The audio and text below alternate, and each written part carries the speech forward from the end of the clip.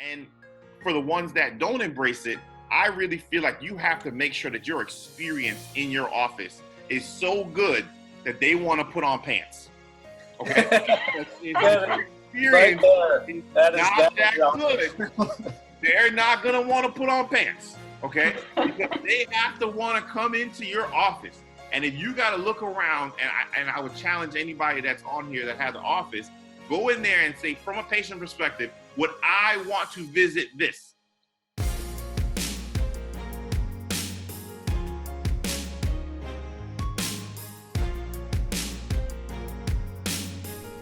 How's it going, guys? Welcome back to another episode of the 2020 podcast, bringing clarity to business, entrepreneurship, and life. Thank you so very much for taking the time to join me here today to learn and to grow. I know this is a crazy time as we're all sitting at home during this COVID outbreak, and we're all looking for ways to be productive and to be better, and we're all wondering what this is all going to be like when we all go back to some form of normal life and normal work. And I'm telling you right now, this conversation that I'm about to share with you is the perfect conversation to listen to get inspired, to get motivated, and find new ways to be productive and to make sure you can come out of this stronger than before. I had the opportunity to discuss these topics with 4 exceptional optometrists, Dr. Adam Ramsey, Dr. Darryl Glover, Dr. Rachael Wruble, and Dr. Joseph Allen, all with different levels of expertise in different areas in the industry. Whether we're talking business management, finance, social media, networking, they all have amazing insights. And really, we cut through the BS and really got down to the details here. Whether you're a student, a new grad, an associate, a business owner, whatever level you're at, there were insights here for each individual person to learn and to grow. So I hope you find as much insight in this conversation as I did. I was truly fortunate to sit down with these amazing people and have this conversation. I hope you love it. And if you do, please share it. Take a screenshot, whether you're listening on a podcast app, whether you're watching on YouTube. Take a screenshot, post it on your Instagram story, and tag all of us and let us know what your takeaways were. We'd love to hear your feedback. And I'll be doing more of these group chats with more exceptional optometrists in the coming weeks. So keep it locked for that. But in the meantime, here is the very first episode of Group Chat with 4 awesome ODs. I hope you love it. Thank you again for the support, guys. We'll see you again soon. Put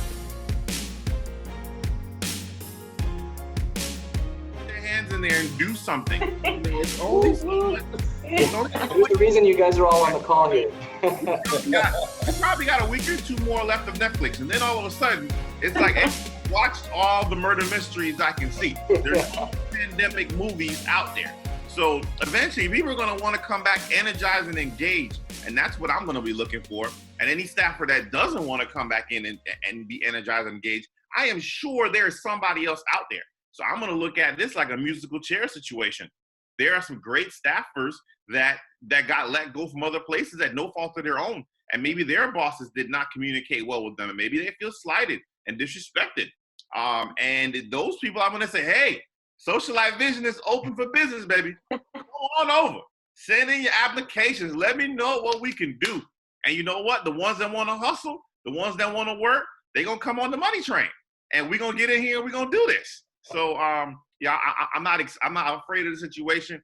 I'm excited. I feel like we're going to come out of this better as an office. Will we be rolling the same way we were rolling before? Maybe not. But I think my office will be more efficient, be more put together. I have more time to actually figure out my office systems. We're doing videos for the new staff. So we're going to be recording videos next week of this is what you do with this and this is what you do with that, so that they can get onboarded faster from home. So, I mean, I'm looking at this time as a whole reset, and it's some stuff that I wanted to do before, but I never had this kind of time on. And I don't think I've had more than 4 days off in 10 years. So, I mean, to have this much time, I don't know what to do with myself, you know? Yeah, I think Adam had a great point. I mean, I think everyone's going to come back stronger than they ever have been in their entire career, the entire time that they've had their practice open, simply because, you know, everyone's been exposed in regards to what they're great at and what they absolutely suck at. And we all know what we all suck at because it's being brought to light right now. So I'm looking forward to see, you know, each one of these independent practices, corporate optometry, to really grow the profession of optometry and create more awareness of optometry, because now I feel like with all this stuff that's taking place, we're going to have more touch points and more awareness out there, because now people are going to start incorporating telemedicine. Now we're going to see better social media. We're just going to see better awareness and creativity out there in the world of optometry. Yeah, absolutely. Oh, sorry, Joey, please. I just wanted to comment to Dr. Ramsey, the idea of him recording kind of behind the scenes stuff for onboarding new employees is super idea because of all the time saving it'll make. Every time, like if he does lose a patient, even or any sort of staff in like 6 months from now, a year from now, 2 years from now, he can still have those videos and be like, oh, you're a new employee. Here, you can learn all about HIPAA. Hey, you can watch this video. It'll teach you all about our safety of our clinic. Where's the fire hydrant? You know, what to do in this situation. All of that stuff, you just saved your time by just shooting one video once and then bank it and use it later. It's a brilliant idea. And that's coming from the video expert. So Dr. Ramsey, you're clearly on the right track here. I mean, if I can get the views on my videos that he got on his videos, that's when, you know, I have the idea. It's just the views not really leveling up, but I'm working at it. Hey, Adam, I think if everyone in the eye care industry added up all their views, we still wouldn't touch his. So I understand what you're saying, my man. But you got to make the topic a little more interesting for the average person. But yeah, that's a really, really great idea, because I think a big part of being an owner is when you hire new staff is all the training, and you give them like a few weeks to kind of come on board and all that stuff. But if you got videos they can watch at home or wherever, that's a really cool idea. We've had a couple of questions come in that I wanted to just touch on. You know, Adam, you already touched on it a little bit about the online sales. And one of the questions was, if I can find it, unless it's gone, or anybody else looking for online sales aside from supplements and drops.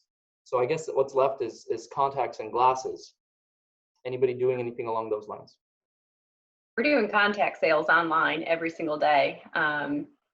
We have patients calling from 2017 wanting to order, and we won't extend those prescriptions.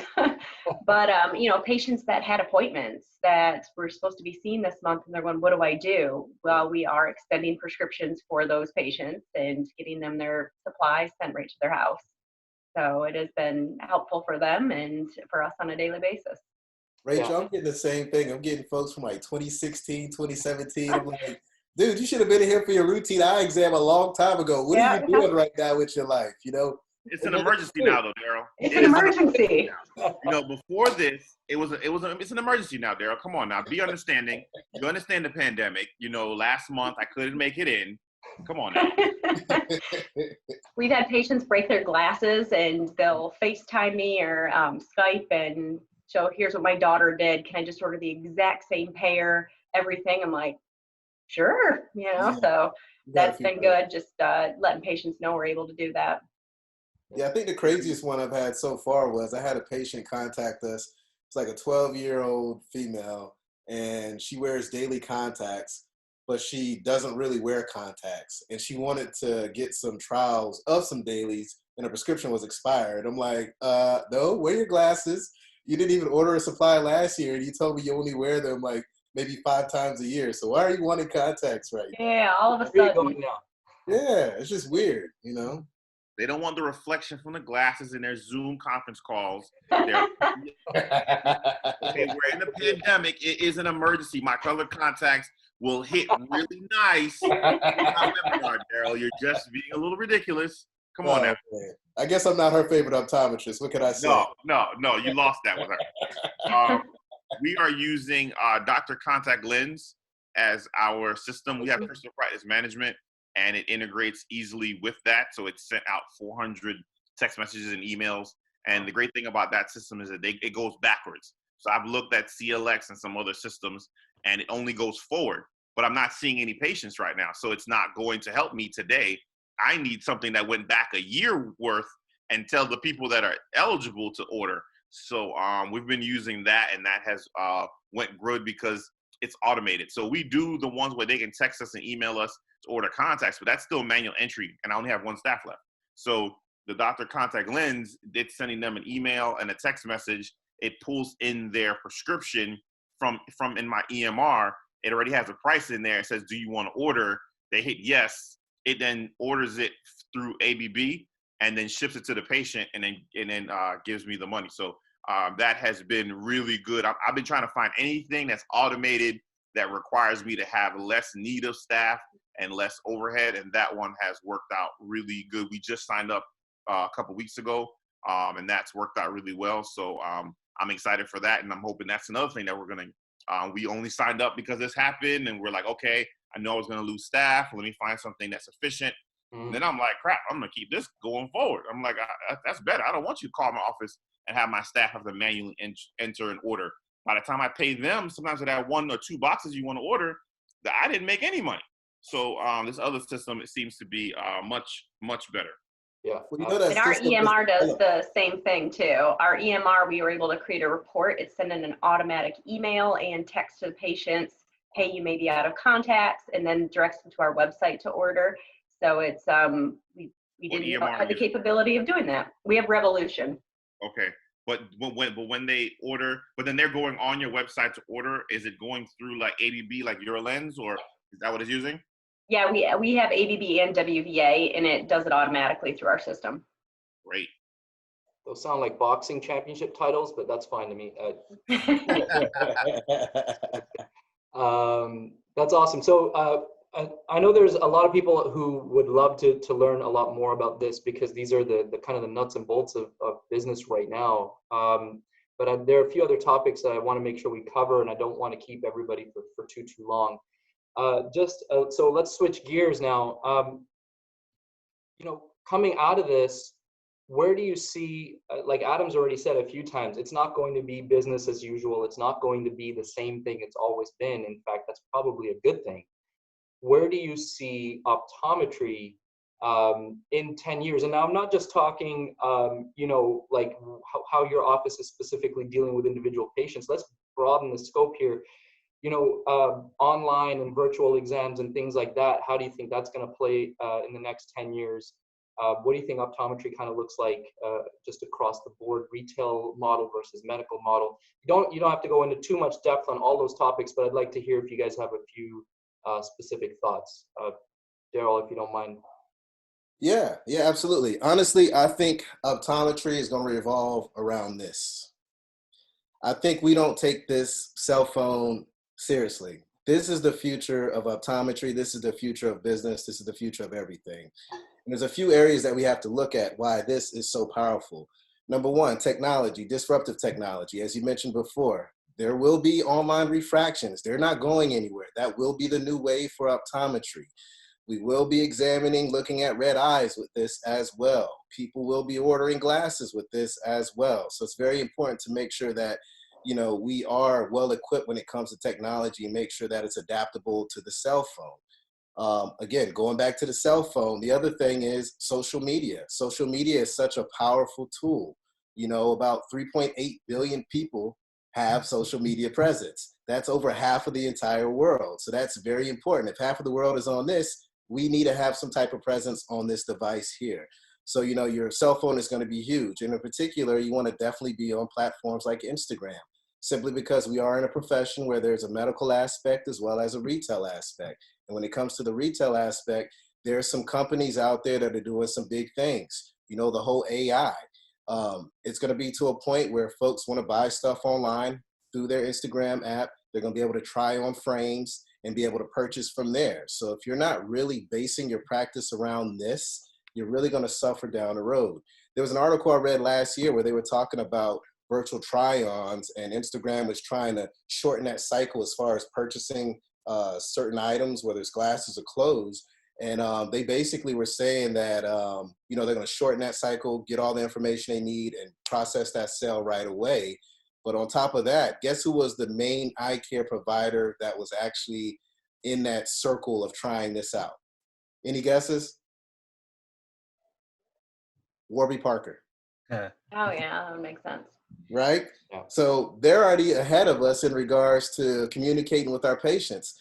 Whether you're independent, whether you're corporate, we got to step the game up, because again, everything's going to revolve around that cell phone.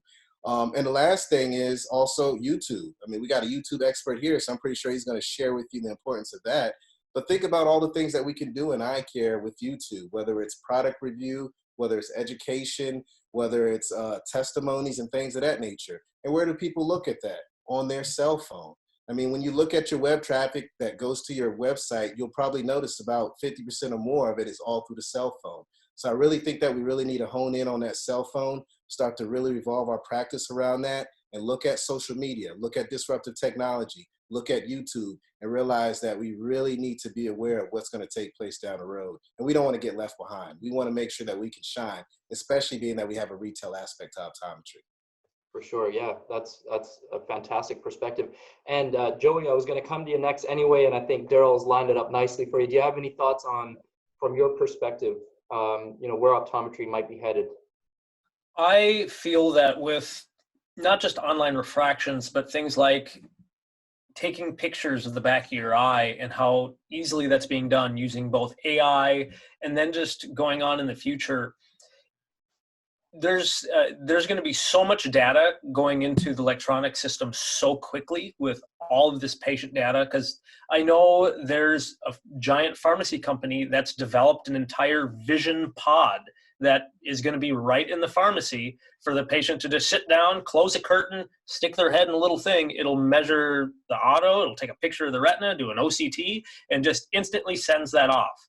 So who's it going to be sent to? Is it going to be sent to a doctor in the United States? Is it going to be sent to a doctor in India because then they don't have liability? Are they going to have a screen pop up and have us talk to them?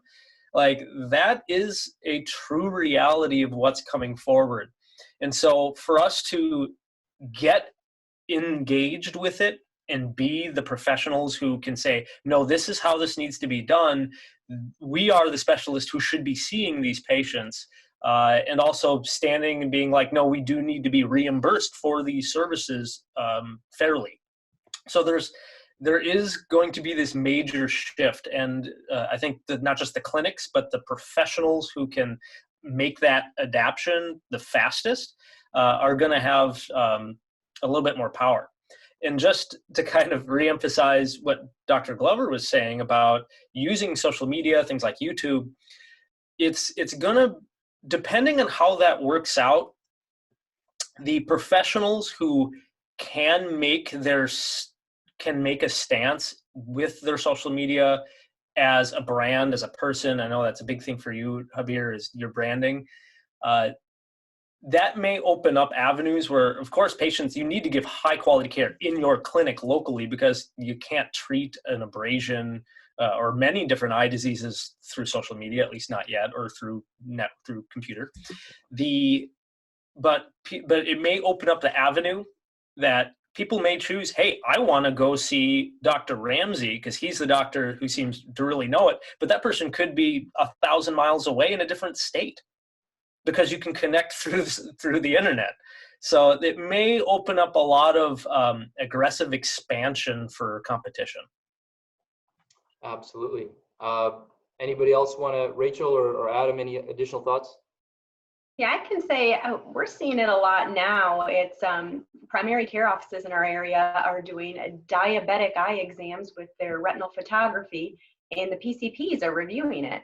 So we've, said to them, we've built relationships with them and said, hey, look, send them to us. We will do the same thing, but here's how we're going to do it differently and do it better, what you could be missing. We've got multiple 18 offices in Charlotte are opening up that are doing virtual optometry. In our state, it's not allowed unless you're an ophthalmologist. These are all owned by ophthalmology. So you've got a doctor sitting in Georgia doing an eye exam in North Carolina via his iPad, and that's allowed. So we've reached out to a lot of these clinics and said, hey, you're going to have medical situations come in. You're going to have dry eye you can't treat. You're going to have abrasions. Here's our offices. Here's where we're located. Trying to build that relationship, letting them know we're that extra level that you can't do online, and just trying to build our presence in our community. Yeah, absolutely. Are a little bit different, because I feel like up until now we've kept telemedicine and virtual stuff at arm's length away. We've pushed it away. And right now, the same people that push it away, all of a sudden 1 week later is like, hey, let me figure out a way to do this virtual, because now it's financial. And to me, that sends mixed messages to the public, because a month ago we were like, no, we're not doing that. And now we're like, hey, I'm open to it, You know what I mean? I'm open to it. I'm not against it, really. You know, and I feel like with the public getting used to this now, people that have never went to their primary care doctors remote are doing that. People that have never been, almost anything that can be done remote is being done remote. And I see it as almost like a positive, because there's money and resources that are being put into this that have never been put into it before.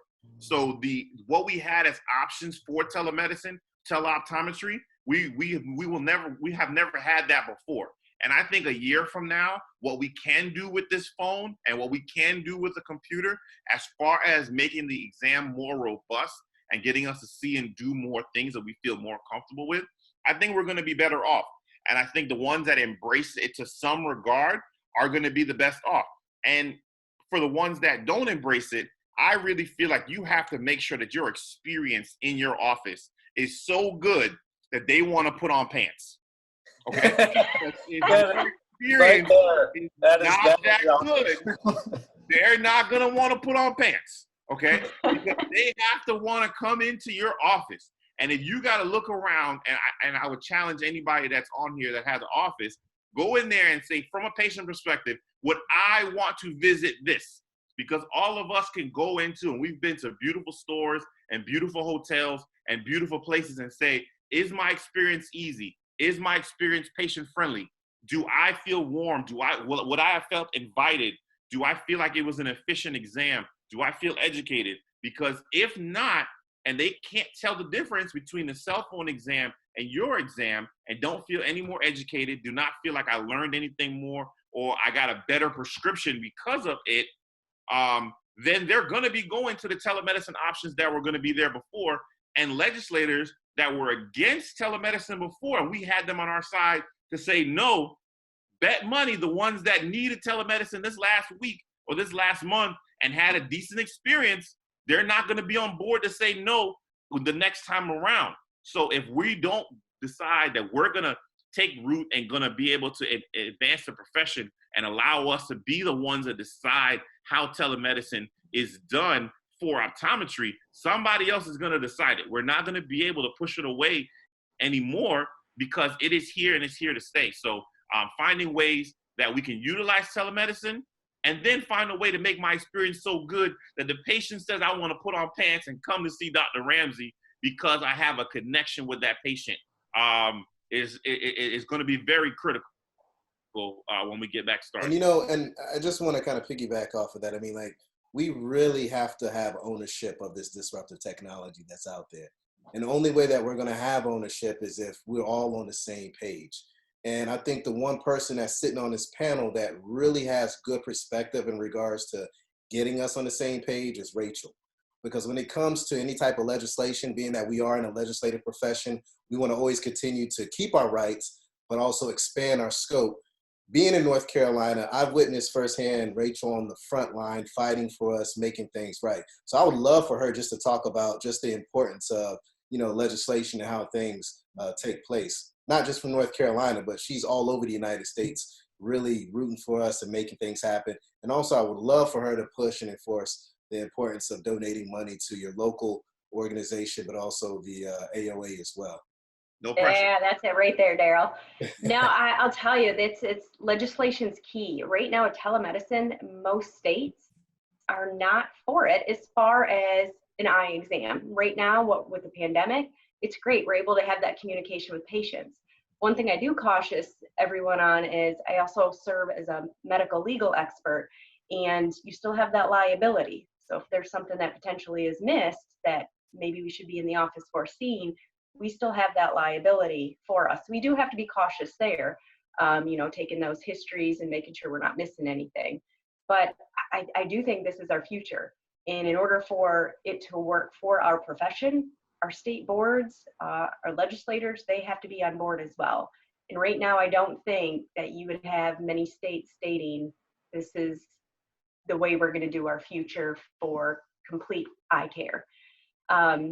With that being said, legislators are the ones that are going to help or hurt us.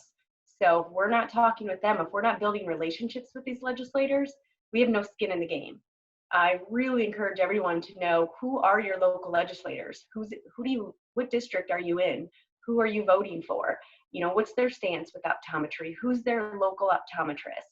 And, you know, reach out to them, have a cup of coffee with them. But this is how we get things done, is building these relationships. Your state has PAC funds, political action campaign funds. So I encourage you, please, please, please donate to your state PAC. This is how you get things done in your state. You want lasers, you want injections, lumps and bumps. You've got to be able to go and talk to those legislators and have the funds to back a campaign to do that. Same thing on the AOA level. AOA, I think, is doing an awesome job right now, really supporting us through this pandemic, and we want to continue to support them. They also have PAC funds, so please contribute to them as well, because that's how we get things done. That's how we set ourselves apart and continue to do what we are taught to do. What we were taught 10 years ago is different than we are taught now. So we need to continue to push forward and build those relationships. Fantastic. I think that's a really, very, really important message, more than ever, but it's a little different here, but I think very, very important nonetheless to make sure that we're all advocating for the profession however we can, so we can continue to grow. I'm just going to quickly answer a question here from Kim, who's just asking for Canadian optometrists here whether we're able to bill and how we're managing that. So we're doing telephone medicine here, telemedicine, and using doxy.me for video stuff, and I think that's kind of a common platform for most people. It's been obviously this whole thing's just been just a big mix, and everybody's trying to work their way through it. So we're trying not to stress too much, but we just recently got approval to bill our provincial healthcare for these telephone and video consults. Unfortunately, anything we saw in March doesn't apply, but everything starting April 1st. So we just bill it to what we call MSP. So any Canadians or BC optometrists listening, we're able to bill our consults to MSP. There's a code for the initial visit and then another code for the follow-up visit, which has to be, I think, at least 3 days after the initial visit. So moving on, we've had a bunch of questions, and again, in the respecting time here, I would like to try to get through these as quickly as we can, but I think they're still very important. So questions from young ODs or new grads or upcoming grads, and then students.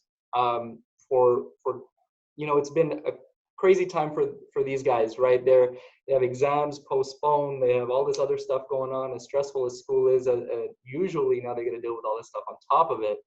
Do you have any advice for students who would be graduating now and looking for jobs? Because of course, the job market has dried up. Private practices have closed their doors and not exactly looking to hire right now. And one of the comments that was mentioned was the only people looking are companies in corporate optometry, and of course some people are not looking, or ideally did not want to work in corporate optometry. But what are your thoughts? It's kind of a multiple point question here. What are your thoughts about what could somebody in that position do? What are your thoughts about working in corporate optometry? Pros and cons, if you could share some, and how someone might go around navigating that. Rachel, I'm going to start with you because you are in a corporate setting. If you don't mind sharing some thoughts around that question. Well, she has the best of both worlds. She's in corporate and private, right? That's great. Actually, you're in both. You got your both. And ironically, over this past 2 months, we've been interviewing optometrists, and so we're hiring. Right now, we're finishing negotiations with our private practice new doctor that's going to be coming on, and she reached out to us and said, do I still have a job? What's happening? I understand if you can't offer this. And we're like, no, we're still going ahead. So things we're looking at, we appreciated her reaching out to us. We're not changing her contract at all, but we're going to start things like insurance credentialing, which can take months, if not up to a year with some of the insurances. Things that take a long time that we have time to do now. We're setting things up to bring her on, videos for her on our EMR. The corporate one, the doctor we offered a job to, there's a lot of jobs in Charlotte, so unfortunately she is going to a different practice, but we are ready to hire there as well. I'll tell you, I hear a lot of negative comments about corporate optometry, and I really think it depends on where you're at, and not the quote unquote the type of practice, not a Walmart versus LensCrafters. It's who owns it? Who are you working for? How are they making it a practice? I look at my corporate offices as private practices. We do dry eye, we do Procara, Scalerals, plugs, we do all the supplements. It's not the typical corporate is what I've been told for our place, but that's how we make it. So I think there's lots of types of corporate practices out there. There's ones that you can see 40, 50 patients a day. And for some people, that's great. For us, we treat it a little differently, and that's how we love it. So, reach out, ask questions. How is it run? What do they expect of you? How many patients are you supposed to see an hour? How many are you comfortable with? And you can set expectations for yourself too, letting the employer know, like, this is what I think I'm comfortable with. What are things you can negotiate on the contract too? That could be, could I bring in dry eye? Could I do specialty lens clinics? And not just make it all about, hey, it's corporate, but how can you make it your own practice? Joey, I want to actually ask you this same question because you, I think, are the newest grad of the group here. What year did you graduate? I graduated in 2015. Yeah. Did residency right after that.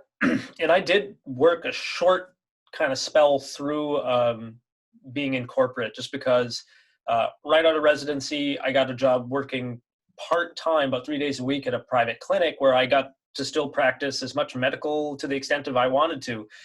So to fill in those 2 extra days, I took the first job I could find, which was at a corporate place, or more kind of a commercial corporate place. My experience there, going from residency at the VA, where it was like I'm doing nothing but purely medical, and then jumping into like I'm doing just refraction, and it wasn't just refraction, but again, I agree with Rachel. It depends on where you're working and who you're working for, because I know some doctors who they practice. It's basically just a private practice. They treat as much medical as they want. It's just in kind of a box setting. Where the place I worked at, I couldn't be very long. After being there for about 2 weeks, I called up another eye clinic that I knew and just like, hey, do you have any room for me for a day or two a week? Just because I was so unhappy through that grind, and not at the place I was at discouraged medical practice, if anything, optometry. So, I remember I was in the optical and a patient came in with a red eye and they really wanted to be seen it. And I said, oh, of course, yeah, we'll handle that. And then the staff was like, no, like they were frowned upon it. So it was not my cup of tea, but I do have a classmate that I graduated with. He went into optometry school knowing he wanted to be in that setting. He already had a job lined up. And I know right now he's never been happier. He loves his where he's at. He's doing great. So I think that's sorry, anybody else, Darryl or Adam, want to chime in? Yeah, please go ahead. I got to talk about corporate optometry, baby. Let me tell you. So I grew up in a private practice. Not my father or mother never was an optometrist, but I sold glasses. I was an optometric technician. And then when I got out of practice, or got out of optometry school, I went to private practice. And that private practice was sold to my eye doctor. So I experienced both worlds. And, people, they always want to talk badly about corporate optometry. I agree with everyone else. It depends on the outfit that you're with. Me personally, I'm with my eye doctor. And in my opinion, my eye doctor is like a private practice on steroids. And what I mean is, number one, we get paid like we're on steroids. Everyone likes to get paid nicely, and we do. Number two, we have so many offices that we're able to supply resources to our patients at a better price point simply because we get them at a better price. And then number three, we're able to practice, full scope optometry. We have an OCT, we have a topo, we do specialty contacts, we do dry eyes, we do everything out there. So my advice to students is continue to do exactly what you're going to do if this wasn't here, because people are hiring. Adam spoke on it earlier. People are looking for people to bring into their practice because some people are unhappy and some people are going to be a still. So this is the best time to make this happen. And for all the students that are listening, holla at me. Your favorite optometrist, Darryl Glover at myeyedoctor.com. I am a part of the recruiting team. I will take you on, I will educate you, and I'll put you in the right place, and we'll make your life a lot easier, okay? Do not get upset with corporate optometry. It's a great thing. Private practice is a great thing as well. my thing as being an eye care professional is to make sure that we are able to help all the people out there. I don't care what mode it is. I just want to make sure everyone gets the eye care that they need, whether it's here, whether it's Nigeria, whether it's Canada, whether it's on the moon. My goal is to make sure that everyone's taken care as far as eye care goes. And that could be private, that could be corporate, that could be the VA. I don't care. Let's just make sure that we take care of the world. And that should always be our number one thing. Man, we should just end the conversation on that right there. That's like, and I'm just kidding. Adam, please go on. It's my turn. No, everybody else went. Wait. I could see you getting antsy there. He's like, all right, come on. Hey, my turn. Okay, listen.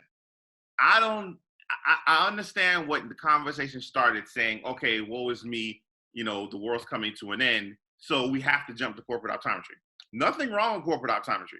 But if I was a fourth-year student coming out, I wouldn't think that I had to go to corporate optometry. There are some rural practices that have been begging and looking for a doctor to come in. You have to expand your horizons and think outside of that small box, because those major metropolitan areas are going to take a longer time to get started back up. But that rural place that only has 1,000 people probably is not going to have a whole bunch of infections, because a lot of those people don't leave that small city. So you're going to be able to go to that city earlier, start seeing patients sooner than the person that's in metropolitan New York, Houston, Miami, anywhere else. The second thing, for people that are considering, like, I was going to open up a practice, I was going to do this, play chess, not checkers. Try to guide to warm start your 3-month metric practice. The reason I'm bringing this book up is, if I was coming out, I would love it right now. You know why? Because there are going to be a lot of practices for sale. There are going to be practices with doctors that are not going to open back up. There are going to be some practices that are going to be in some financial ruin.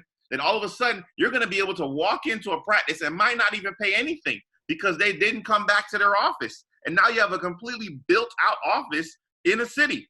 Or you're going to be able to buy it at pennies on the dollar because that doctor decides not to come back in. Or you'll get a deal from one that you were never planning on getting a deal from. So all of a sudden, let's not assume that you're going to have to go to corporate optometry. Because if you were working in a mall and that mall is closed, you can't go in even if you wanted to, because the doors of the mall is closed. So unless that corporate place was in a standalone business or you had a separate door to enter, you may not have an access point. I know some corporate places around here that decided that instead of bringing their doctors back when this is over, they're putting in completely teleoptometry, and they're not bringing back any doctors. They're using 20/20 now, and they're using a refracting unit, and all of a sudden getting a doctor or somebody from overseas or an ophthalmologist to look over autorefractors and decide to come back in. So let's not have the conversation and have these probably 20 or 30 students that are watching us right now assume that corporate optometry is the only way to go. There's not anything wrong with corporate optometry, but let's not just throw in our chips and say private practice is not an option. Private practice is definitely an option, and I'm doing well. I'm going to be okay. I'm in private practice, and I'm all right. The world's not coming to an end. I'm not losing my hair. I mean, I was losing it a little bit before, but it's not because of that. You know what I mean? We're going to be able to get back and be able to see patients in that. So I would expand where they're looking to go for private practice. And then I'll look and say, you know what? I might be able to buy a private practice at a cheaper price than I was able to buy it before. So this might be the best time to buy. Think of it like the housing market. Do you buy when it's high? Or do you buy when it's low? When we come back out, it's going to be the low season for prices on private practice. So when do you want to come by? Listen, if I had to cash, anybody watching that has some money that wants to get in, let's go. We can go buy these things on pennies on the dollar. Like, let's not think negative. Let's think positive. Let's think, how can we crush it? How can we dominate? When this is over, there's some people that are going to win and there's some people that are going to lose. I plan on being on the winning side. I'm not going to be sitting up here saying, oh my God, let me sleep until 11 o'clock because no, I'm up. Darryl is texting me by 5:30 in the morning. I roll over. I know Darryl is texting me at 5:30. If I roll over and that's not happening, there's a problem. So I know it's time to go. So there's opportunity. You can go to corporate, but there's still money to be made in private practice because we're going to be able to get back open. We're going to be able to get going. And there is possible. Just expand your horizons and think outside of the box, and you're going to separate the people that really want to hustle. That's And, amazing. and the thing is that what the students have to realize is that, look at this panel. You got a panel full of all-stars. You got private practice, you got corporate optometry, you got the best of both worlds. If you're a student, don't be afraid to reach out to us. That's what we're here for. We're here to, as my homeboy Will Toe always says, pay it forward, you know, and that's what we're going to do in eye care. So if you have a question about private practice, ask the members here. If you have a question about corporate optometry, ask the members here. That's what we're here for. We want to see our profession grow. We want to see that everyone in the world gets eye care. So don't be afraid to reach out to us. That's what we're here for. It was amazing. This is why I wanted you guys on here. This was beyond what I would have expected. This is fantastic. Thank you. The perspective is awesome. And you know what? You guys, all of you did a great job of incorporating something else, which I want to do was to try to leave, help everyone leave here with a positive perspective. And it's not dire. It's not all dire. It's not all woe is me. Like Adam says, there's opportunity out there. You just got to look for it. So I appreciate you guys sharing those perspectives. So normally, when I do a podcast, Darryl, I know you do this too. I'd like to ask a few little quick fire questions at the end. And then I have a couple of questions, it's 2 set questions I ask all my podcast guests. So I wanted to ask you guys, but it gets a little tricky with 4 people answering at the same time. So I hope do you guys have that pen and paper with you? Yeah. Oh. If you don't, that's okay. Maybe you could like type it on your phone. What I want you to do is write it down and show me what your answer is. And they're going to be real quick. We're going to ask like 5 or 6 questions just to kind of get your guys' take on a few little thoughts. And then we'll get close to wrapping up here. So I was even going to play like the Jeopardy music in the background. Let me see if I can make that happen. Hang on one second here. All right. You guys ready? Otherwise, you guys are ready to go? All right. Okay. So number 1. What is your top number 1 guilty pleasure?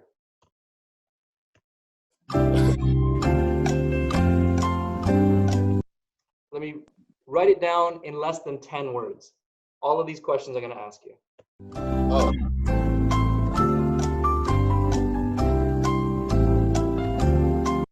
I'll give you a few more seconds before you share your answer.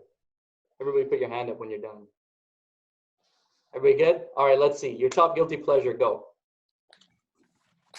Cigars, food, chocolate covered apples, video games. Nice. I love it. I love it. All right. Number 2. Go with Darryl's answer here. What is the number 1 food that you've been craving but you haven't been able to have during isolation here?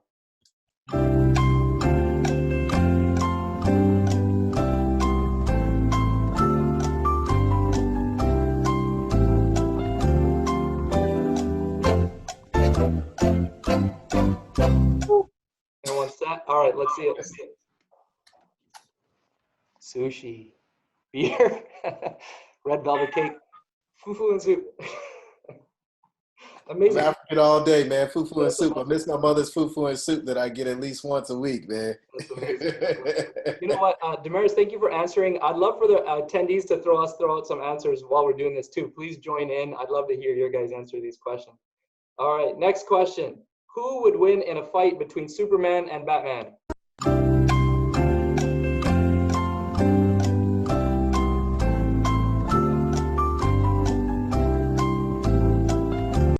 Okay, go. Superman, Batman, Superman, Batman. Wow, okay, Joey. Right, Darryl. I expected something. That's that North Carolina swag right there. Got it.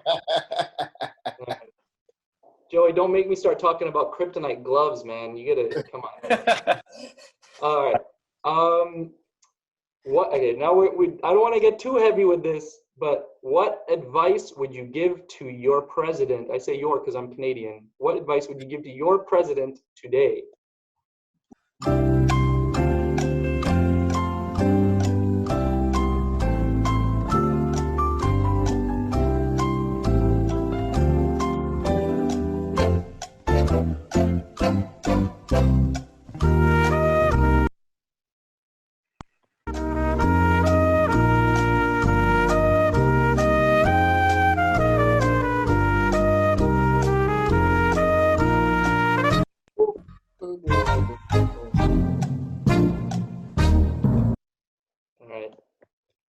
Rachel might still be writing, but let's see what else you guys got Oh, I got, yeah. here.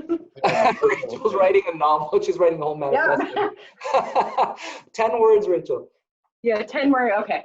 Pray to God and have faith. Protect health workers. Support healthcare. Joey, I can't see yours.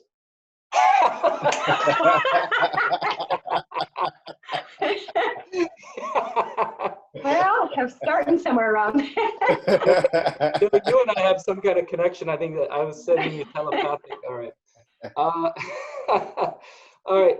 One more for fun, and then we're going to go into those last two questions I wanted to ask. Actually, you know what? Let's just go on, because I wanted to ask you one other really important question here.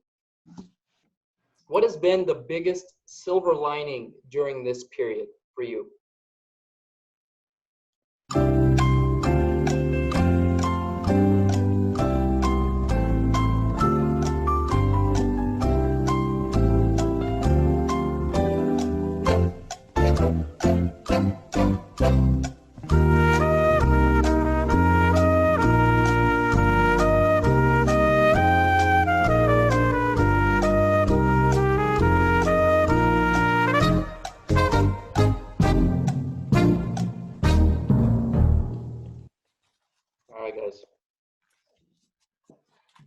Time with my wife, that's nice. Joey, self-reflection.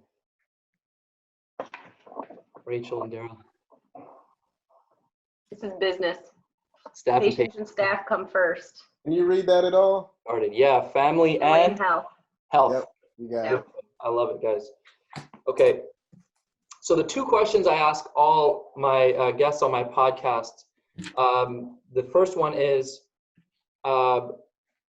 if you could go back in time, you don't have to share a specific time here because we're trying to limit the number of words, but if you go back to a time where it was tough for you, what advice would you give yourself at that moment in time?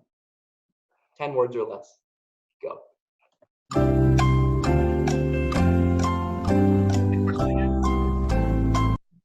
Question was, if you go back to a time just in your mind of a point in your life where you had a tough time, things were not going so well, what advice would you give yourself at that point in time?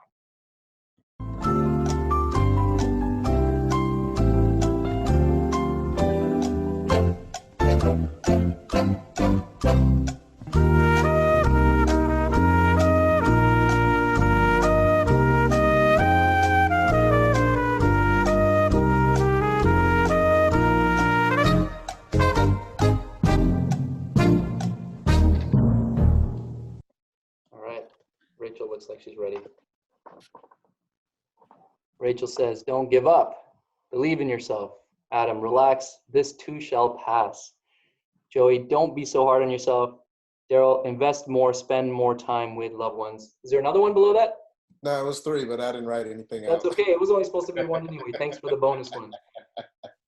And the last question that I ask everybody on my podcast is, with everything you guys each have accomplished so much already, and you're all so young, but everything that you've accomplished to this point, how much of it would you say, you could write a percentage down if you can, how much of it is due to hard work and how much is due to luck? How much of what you've achieved is due to hard work and how much is due to luck?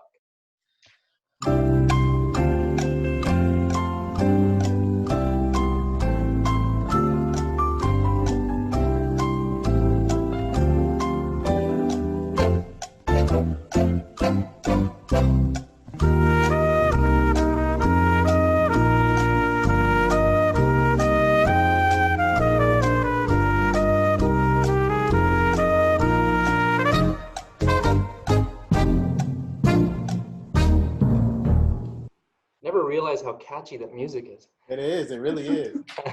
All right, let's see it, guys. How much luck, how much hard work? 99% blood, sweat, and tears.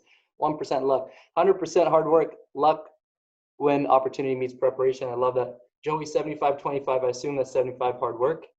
And Darryl, 100% hard work and faith. Beautiful. I love it. Thank you, guys. You know what? There was one answer in this chat here that I loved. I assume it was an answer to the silver lining question. It said, not getting my eyes dilated at school every day. I love it. I love it. Okay. I'd love for you guys to quickly share where people can find you, because I know you've all shared that people can get in touch with you. Rachel, where can everyone find you? Best place is Instagram. I'm at Dr. I Got This. Joey? You can find me as Joey Allen personally on Facebook. However, Dr. Eye Health, you can connect with me on there, whether it be Instagram, YouTube. You can find me as Joey Allen on LinkedIn. As an extra resource, just because I'll have to follow Dr. Ramsey. He had that shameless plug of his book.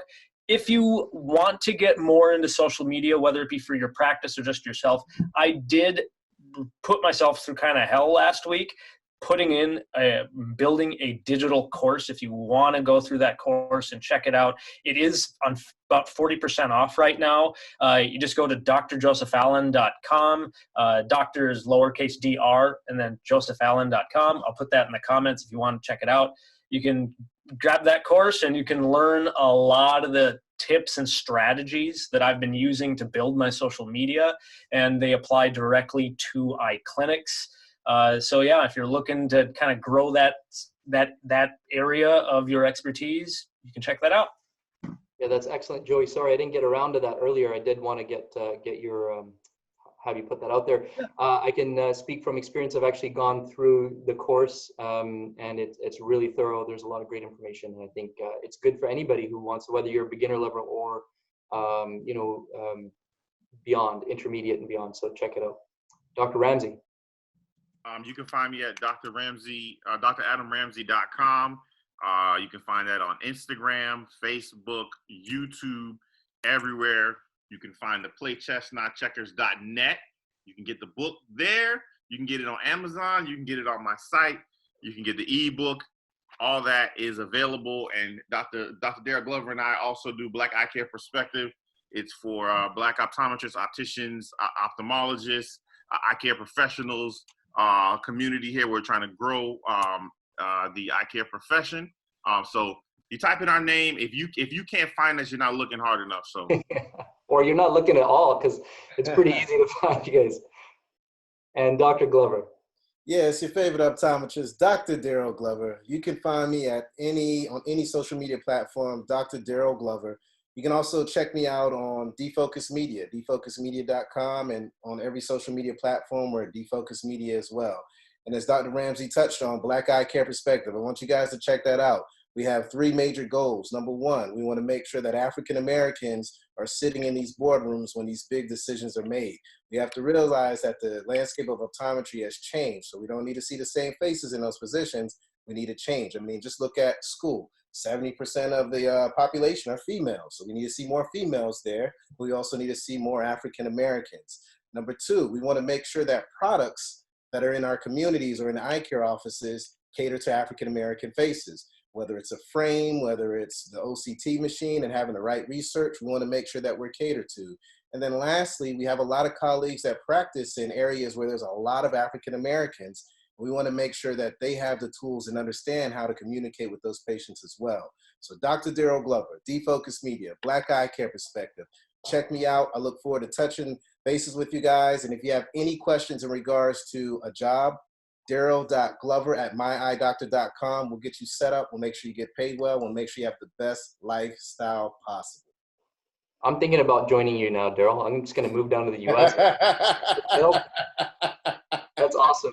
Thank you again, guys. Truly, truly, truly so grateful. All you guys are amazing. And thank you everyone who joined us for this webinar, all the attendees. I really appreciate you taking the time out of your day to spend this here with us to learn and to grow. I'm actually going to be doing this as a little bit of a series. I plan to have another one of these webinars in the near future, maybe next week if all works well, with a few more. I'll start with these. So please keep an eye out for that. Otherwise, thank you so much again for being here, guys. Have a great night. Take care of yourself, stay healthy, and stay happy. Absolutely. Thank you so much. You guys are awesome. all right.